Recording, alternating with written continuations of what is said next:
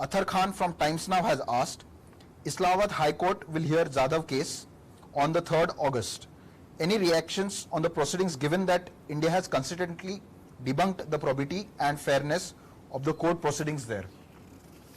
See, on Kulbhushan Yadav, last week I had responded in great detail, and I had detailed out how Pakistan has blocked India's attempts to seek remedies.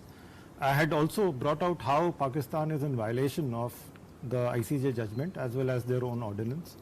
I had described how they have not provided unhindered, unimpeded and unconditional access to Shri Kulbhushan Yadav, how they have not provided documents requested by us, their actions with regard to the ordinance, all of which expose the farcical nature of their entire approach to this. So I had also explained what is our position in this as of now, which is that we reserve our position in this matter, and which includes the right to avail of further remedies. And I'll also reiterate that we stand committed to protect the life of our national, Shri Kulbhushan Yadav. Athar Khan from Times Now has asked, would the spokesperson comment on the recent remarks by the Bangladesh Foreign Minister, where he said that India should prevent making moves that can fracture historic ties with Bangladesh? He has maintained that Ram temple construction is an internal matter for India, but his comments taken in their entirety are quite significant. A similar question has been asked by Anish from UNI. India-Bangladesh relations are exceptionally close, and you would have seen the recent remarks by EM, where he has said that Bangladesh is a role model of good neighborly relations in this region. As regards the question that you are asking, we are confident that both sides appreciate mutual sensitivity and mutual respect in building further on this relationship. Kallol from the Hindu has asked, Bhorer Kagoj of Dhaka has reported with Bangladesh government officials saying that the locomotives India sent to Bangladesh this week are second hand and are at least 7 to 5 years old. Will MEA please respond to this? Kallol, we have seen other mischievous stories from the same source which pertain to our ties with Bangladesh. In fact, there was also a concocted story recently about our High Commissioner. Particularly on the locos that you are asking, I can tell you that it is my understanding that these locos have been provided from our existing inventory based on a specific request and an urgent requirement of Bangladesh. Nirmala Ganpati from Straits Times has asked, how many more members of the Afghan Sikh community are expected in India and when? How many visas have been issued? Thanks. Athar Khan from Times Now has asked, the Afghan minority Sikhs who came to India, what plans for them? Will they be given long-term visa? And are more such families coming to India from Afghanistan or other neighboring countries? Shailendra Wangu from News 18 has asked, Sikh Hindu Afghan नागरिक हाल में ही भारत आए हैं, क्या उनकी नागरिकता पर जल्द फैसला होगा और कितने अफगान नागरिक भारत आने वाले हैं? I had responded to these questions partly last week, where I had said that how there has been a recent spurt of attacks on minorities in Afghanistan belonging to the Hindu and Sikh communities. I had also described how it has been done by terrorists at the behest of external supporters. See, our mission in Kabul, despite the COVID situation, facilitated the visas for the return of the first group which arrived here last week. And what I can also say is that their cause for permanent settlement here will be examined and will be facilitated as per extant rules and policies. We are in touch with others who would like to return, and we would facilitate their return. Abhishek Jha from DD News has asked, reports suggested that Darchula District Administration Officer has written a letter to Indian authorities in Darchula, Uttarakhand, stating that Limpiadhura, Lipulek and Kalapani are Nepal's territories as per Article 5 of the Sagauli Treaty. MEA's reaction on it? Similar questions have been asked by Mr. Suresh from Kantipur Media and Siddhant Sibal from WION.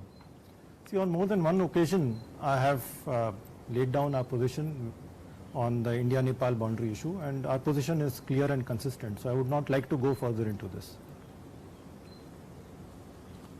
Manoj Menon from Mathrubhumi Daily, Anup and Saju Mohan from Manorama News have asked a question. Please share the updates on Trivandrum gold smuggling case. Has MA sought permission from UAE authorities to take statement of attaché of UAE consulate Trivandrum?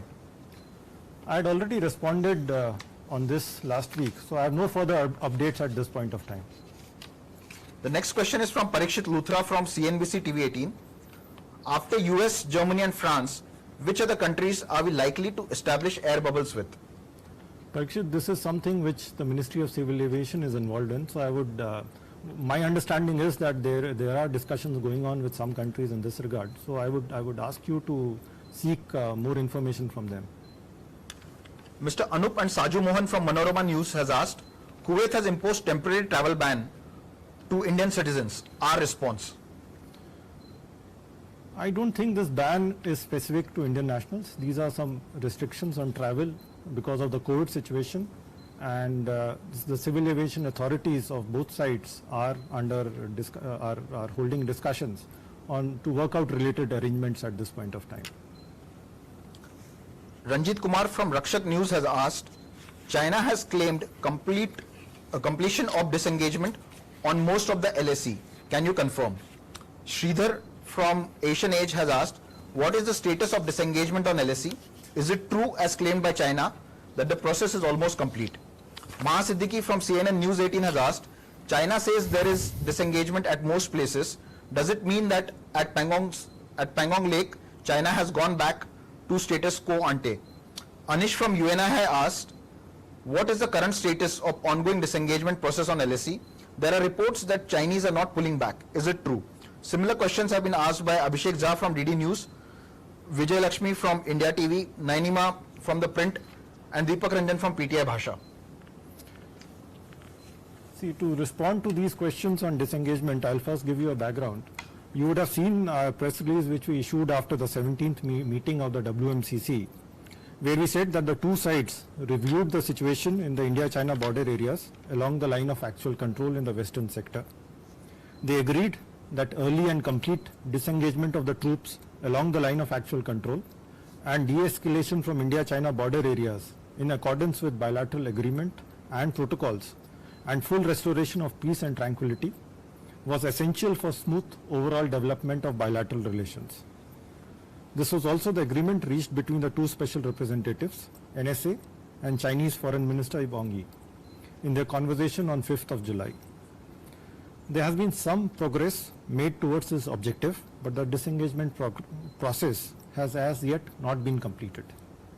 The senior commanders of the two sides will be meeting in the near future to work out steps in this regard.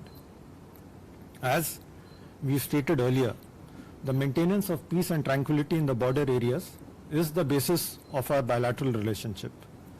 Therefore, we expect that the Chinese side will sincerely work with us for complete disengagement and de-escalation and full restoration of peace and tranquility in the border areas at the earliest, as agreed by the two special representatives.